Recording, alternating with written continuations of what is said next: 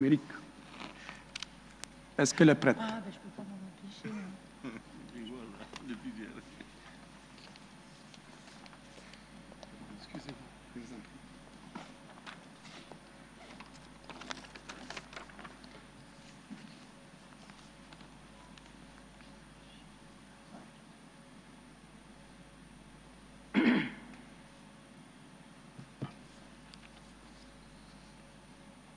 Mesdames, Messieurs, bonsoir.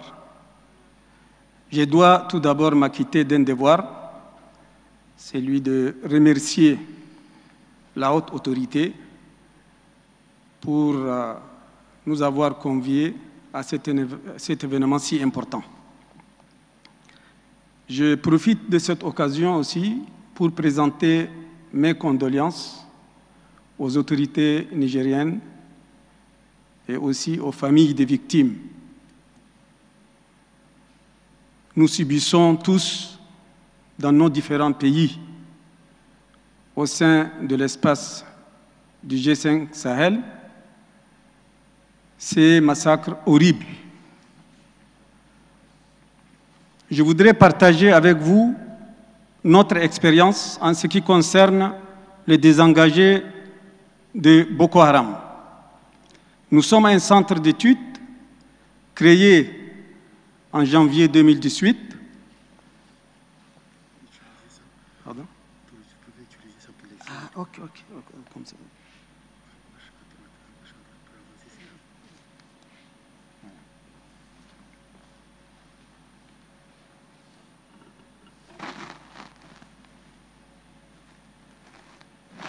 Là, c'est pour dire que nous remercions les forces armées de l'espace du G5 Sahel et en même temps du bassin du lac Tchad, parce que souvenons-nous que lorsque les forces armées tchadiennes ont franchi la frontière pour apporter un soutien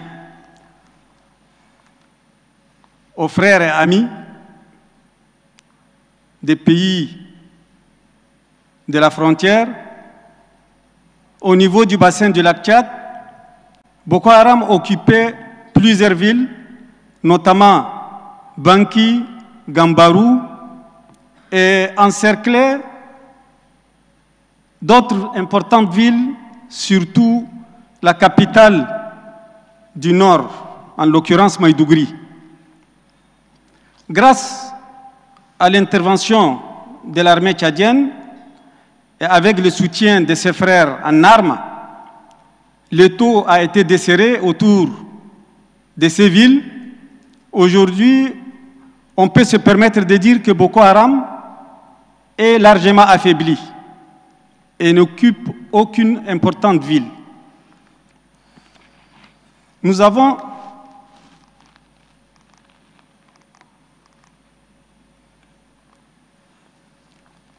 en 2015, il y a eu des importantes attaques de Boko Haram à N'Djamena et depuis ce temps, on n'a pas du tout enregistré une attaque ni à N'Djamena ni dans une importante ville au Tchad. Et ceci pour plusieurs raisons.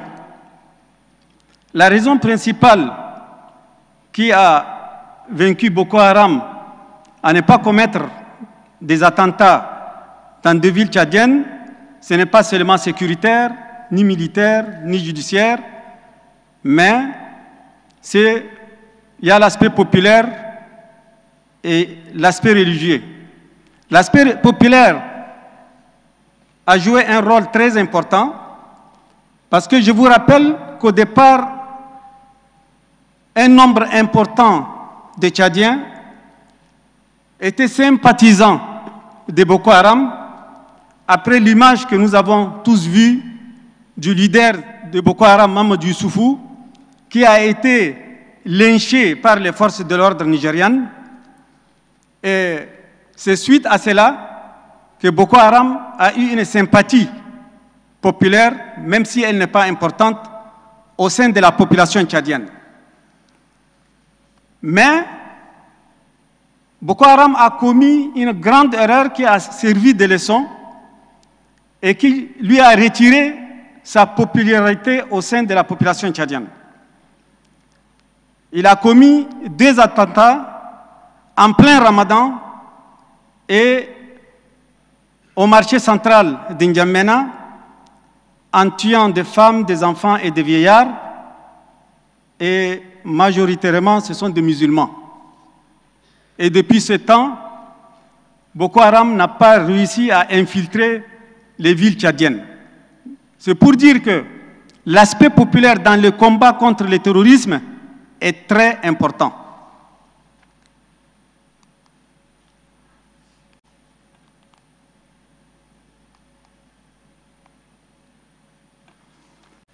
À notre niveau, nous avons élaboré un projet et le réalisé dans le cadre du DDRR. Il y a quelqu'un qui a parlé de l'échec du programme DDR, mais il y a un R qui vient d'être ajouté, DDRR. Nous avons procédé à une étude au niveau du lac Tchad. Cette étude, l'objectif était de profiler les désengagés de Boko Haram. On a envoyé 54 personnes avec 5 véhicules qui ont séjourné pendant 1 mois dans le lac Tchad. Le résultat, le nombre de désengagés est de 4142, dont 2544 profilés. Le taux de femmes est de 54%, ça c'est fin 2019, alors qu'il y avait une première mission en 2018 où le taux de femmes était de 42%. Le nombre total des enfants de tous ces désengagés est de 11 800.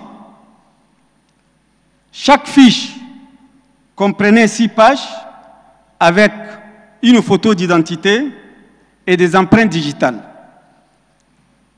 La base de données collectée est de 15 264 pages que nous avons remis au comité interministériel tchadien. Le respect des droits de l'homme a été assuré tout au long du processus à travers une codification de l'état civil des personnes profilées.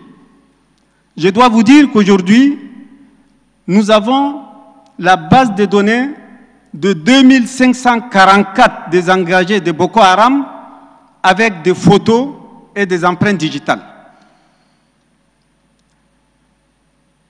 Classification par sexe, 1172 hommes. Par ethnie, l'ethnie Boudouma représente 97,91%. Elle a été particulièrement indexée par son présumé penchant pour Boko Haram, même si on ne peut pas accuser toute l'ethnie d'appartenir à Boko Haram. Ce nombre est réparti en 5 groupes: les moins de 18 ans, la catégorie de 18 à 30, celle de 30-40, de 40 à 60 et de plus de 60. Le statut matrimonial, 87% de mariés. Il y a dans les maquis de Boko Haram les femmes qui sont abusées sexuellement. Il y a des injustices au nom de l'islam. Les femmes, pour se protéger des viols collectifs, elles doivent confier leur corps à un commandant.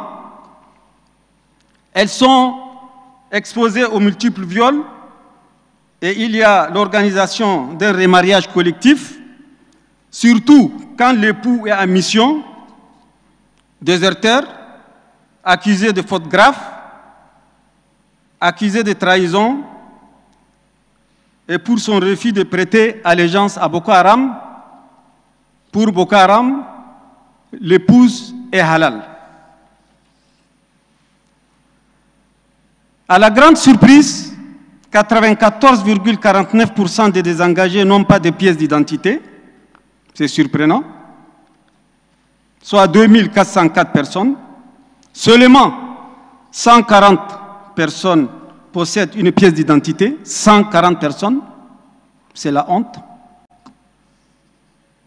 L'absence de papiers pose une sérieuse difficulté d'identification et entrave quelque part la scolarisation des enfants et crée une sorte de statut d'apatride dans son propre pays. Et je vous surprends que malgré ce qu'on raconte partout, par les grands experts, 75% n'avaient aucune sympathie avec l'idéologie religieuse.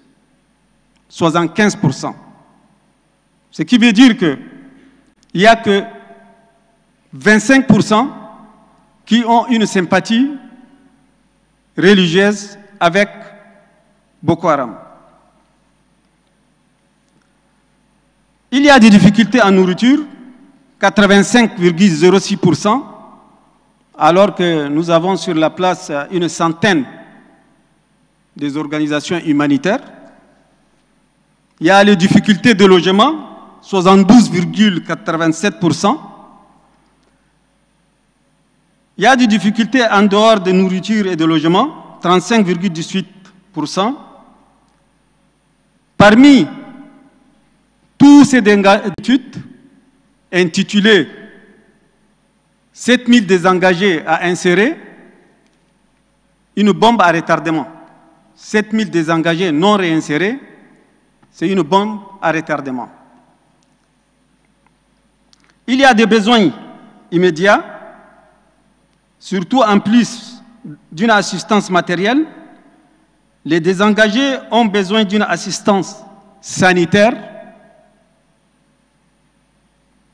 Ils doivent bénéficier des politiques de prévention sanitaire et des soins liés à certaines maladies récurrentes, telles que le paludisme.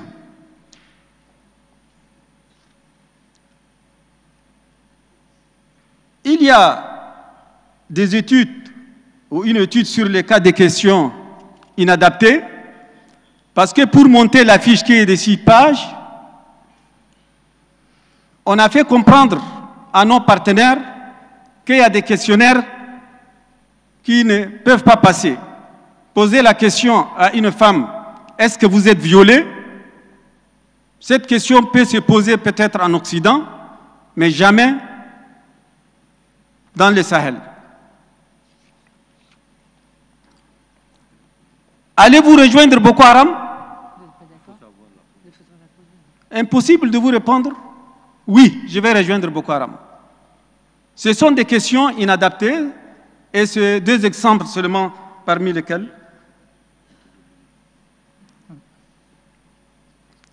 Il y a un volet très important, les statuts juridiques. Jusqu'aujourd'hui, on n'a pas réussi à définir les statuts juridiques des désengagés.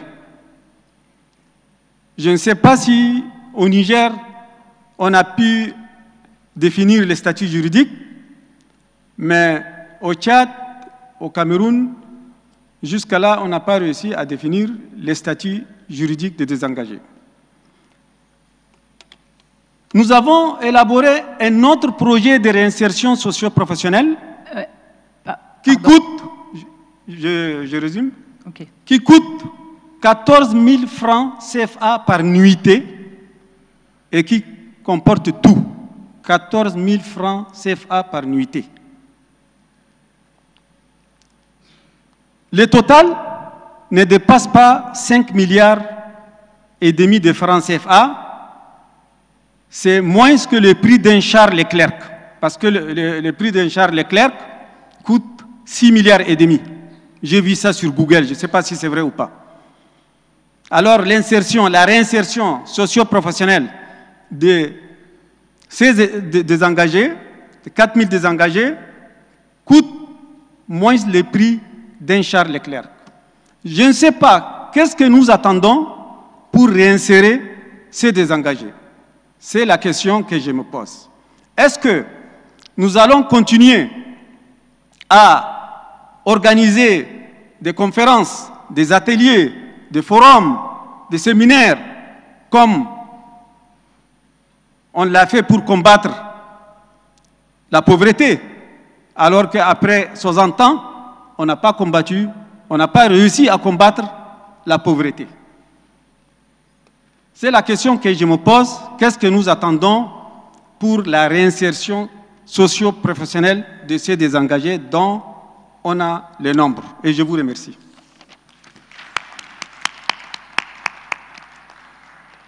Merci infiniment, Monsieur Yacoub, pour cette approche qui met l'accent sur la nécessité aussi de recourir à des instruments de nature sociologique et anthropologique pour avoir une connaissance beaucoup plus fine des ennemis ou des adversaires qu'on peut avoir en face. C'est à mon avis quelque chose qui fait largement défaut aujourd'hui dans la plupart des approches qui sont promues, mises en avant. Et donc le travail avec les chercheurs, les universitaires, de ce point de vue-là, peut être particulièrement utile et pertinent, car il y a des instruments d'analyse qui parfois, bien sûr, sont ésotériques, et il y a un mea culpa aussi, très certainement, à faire du côté de la communauté académique. Mais en tout cas, je pense qu'il y a vraiment des outils qui peuvent être absolument fondamentaux pour contribuer à cette lutte collective. J'appelle maintenant, pour terminer, Monsieur Moulay Hassan, s'il vous plaît.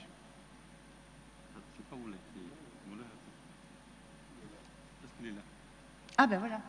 Il est... Non, il n'est pas là. Alors, Monsieur... Ah, Monsieur le recteur. À vous, Monsieur le recteur. C'est magnifique pour clore cette session.